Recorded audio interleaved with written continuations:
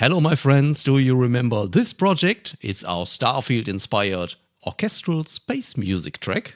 And believe it or not, it's done. It's ready. And today we will look at the final mix, this one here, and we will go through all the details. And I promise you, we will listen to the whole track, not only the beginning. Like in the last video. We already did 2 videos about this project in case you have no idea what I'm talking about here. So you might want to check them out as well. And in case you want to listen to the final song, I would be very thankful for that. Just have a look in the show notes. I put all the links there. But without further ado, let's start. At the beginning, the best, okay? So let's listen one more time to the intro. It's very different because I rearranged everything and the main theme. And then we can stop and talk about some details, okay? Are you ready?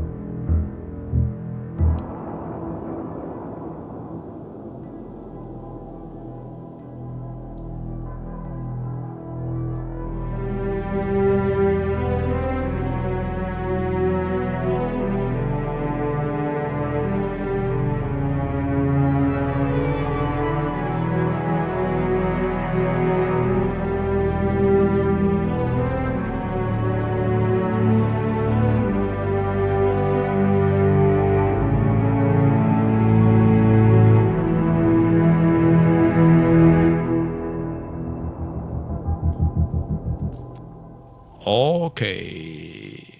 Immediately you can see that there is a lot of automation going on. All the rubber bands here, it's mostly volume automation, okay? Because I wanted most of the parts to come in and get out very smoothly. There are a few exceptions, of course, but for example, this key note here, this pre-melody. There it is. Okay, and then it goes away. And the numb bass comes in at the same time. And it also gets slower. Remember, we had a lot of tempo changes in the track to make it more natural and dynamic. I also decided to bring in the deep pad sound, like this deep sound here. Right at the start, okay? We had other things in the other videos that came in later, but I didn't like it. Now it makes more sense, I think. And it comes in from -20 to -5. It goes back to nothing and comes back into, what is it, -5 again. The echo vibes here are the weird ghost-like sounds. Also our original drone, we turned it into a sample track in the last video of this series, and it was also quite challenging to make it right because this track mainly adds the movement and weird noises in the background. So you can see here that I cut a note in 2 to set another start point for that sample to make it sound right. And then we have the explosion. It's not like an into-your-face explosion, but more like far away, some meteorites crashing together or something. Okay, we're in space, we really wouldn't hear that, but you get the idea. So this is the main theme of the song, the main melody played by the string section. We will talk about the string section in a minute, but first let's continue listening to the next part. I think we jump in right here. Yeah, that will do.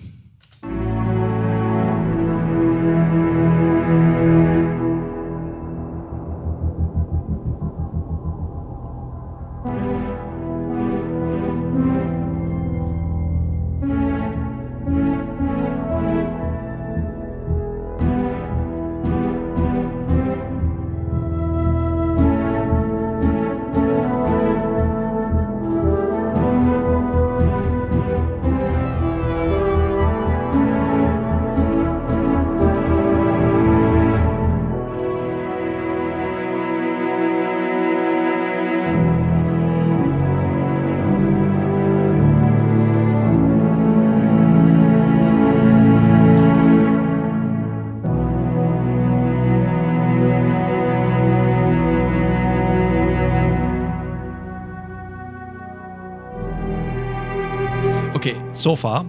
I like this part of the track very, very much, and because remember the story in the first episode we talked about the story when I was composing everything, and the story here was that our radar is broken and there's a dark shadow behind the planet we just discovered, and we think, oh, maybe it's an enemy or something, a spaceship of the enemy, of the Dark Lord or whatever.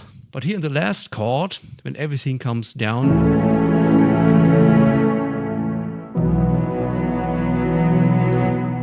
we just realize all's good, no worries, it's just another space traveler like we are. And in order to make it sound more dangerous in such an orchestral arrangement, I always go for the brass section and horns and stuff like that. But it's even more important that we talk about the string section here. It's really important because you can mess things up very easily. Remember, we used the cinematic strings, a very beautiful sound, to compose. I love to take it easy when I'm composing. Don't worry about arrangement and sounds. Just take one nice sound that you like and start composing. But this is a more section sound. It's a full string section. It's a very rich sound, okay? And I had the idea that's maybe too much. It's better to arrange everything into other instrumental parts like the cello and bass.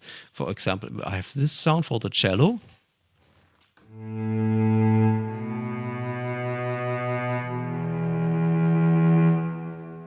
And of course, even deeper in the lower register, the basses.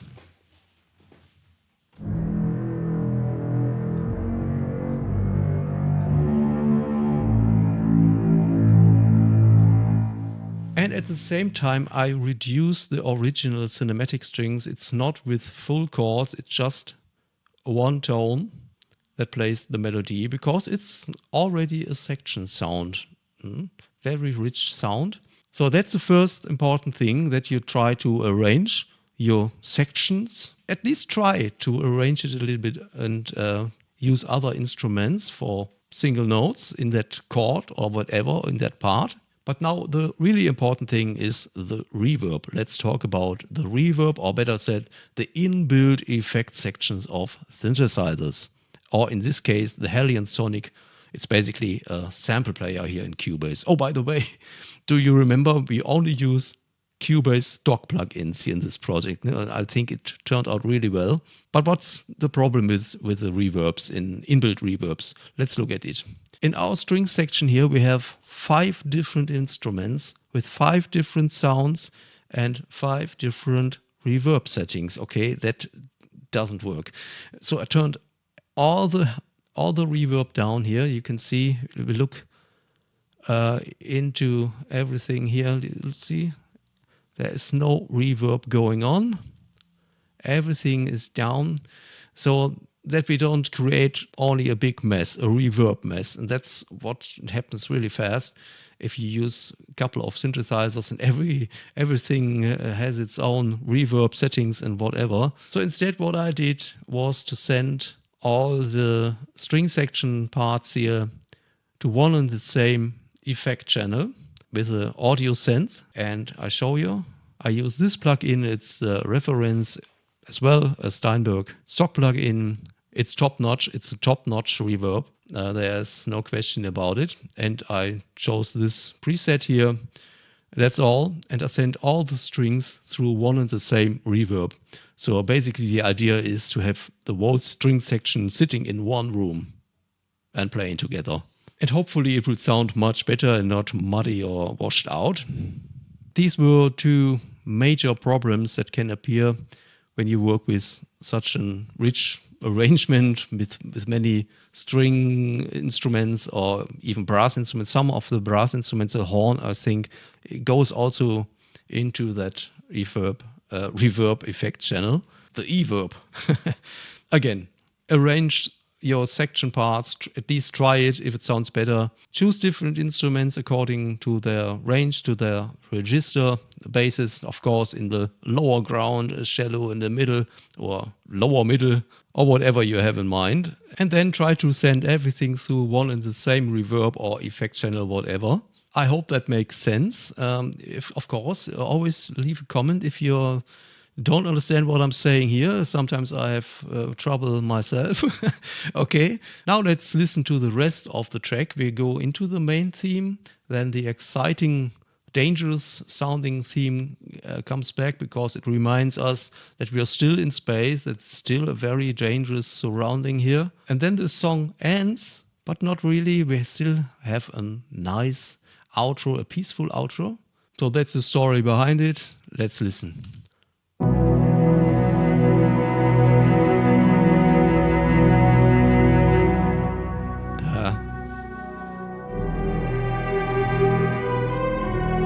The bass.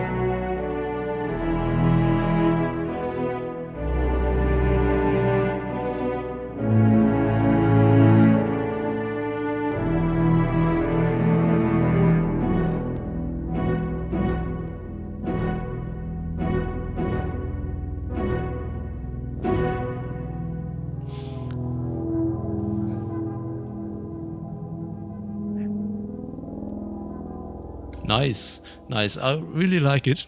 The more often I hear it, the more I like it. It's 3 minutes, I think 3 minutes and 5 seconds or something. Oh, 3 minutes and 20. And this here, the lonely flute is, I think, one of my signature elements. I do that stuff all of the time.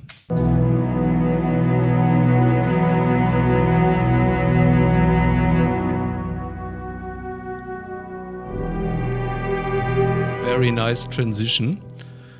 And yeah, of course, we go back to into the main theme, and a little more rhythm is going on in the bass here. And I bring back the brass sound here, already in the melody, just to remind us that it's still a very, very dangerous world outside our spaceship. And you also can see that the original drone that we've created really follows the notes here and doesn't stay on one note, on the root note. That was the original plan, that this drone really stays on the root note, but it didn't work. The same here with the analog pad. You know, it's way bigger when we just follow the chords.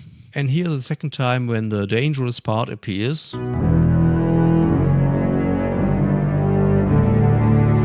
I do the same with the brass sound that I did earlier with the flute sound.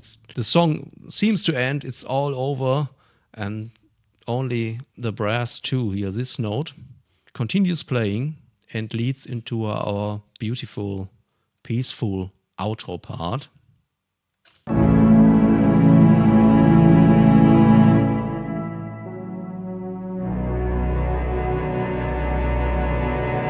Wow.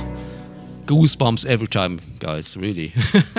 Okay, I hope you like it as well, as, of course. Remember, you can listen to the final track. It's not the master here, what we do. We will look later here into the stereo out channel so that you can see what I've did here.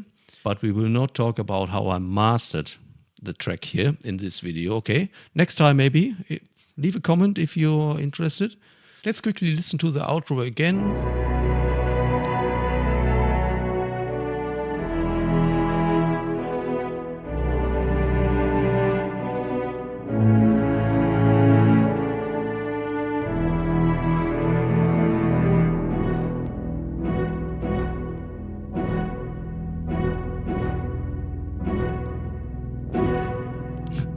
Okay. And you can see here the original drone had a long break because it was too annoying. In this area, the song really needed to rest. Yeah, yes, and here it's over, but it's still not over, okay? That's also a thing I really love to do. I think I said that in the last video, that outros are more important than intros for me. You know, I don't really like intros anymore. But outros, you know, when you think it's over and then, what, wait, there's still something, okay, now it's over. Oh no, it's still not over. And the same here, I end the song with some noises from our original drone.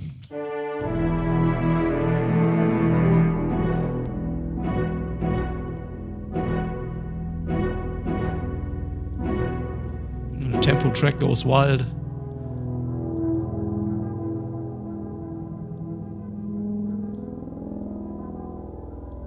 Okay, now let's talk about the stereo out. You can see I have made the fade out of the track here of course, in the stereo out channel.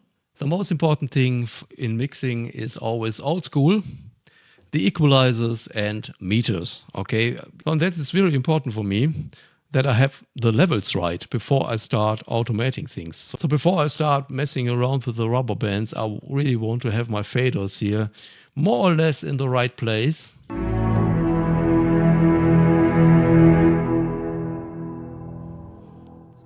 So, and this is what I really use in my stereo out. It's a supervision. It's a very powerful plugin where you can see all the meters.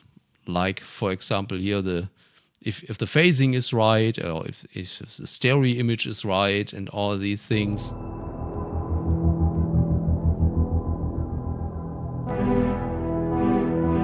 And you can check the levels and the frequencies. And yes, it's again a Cubase stock plugin. It's one of a kind, really. So this is the compressor, the tube compressor. But what can I tell you about compressors?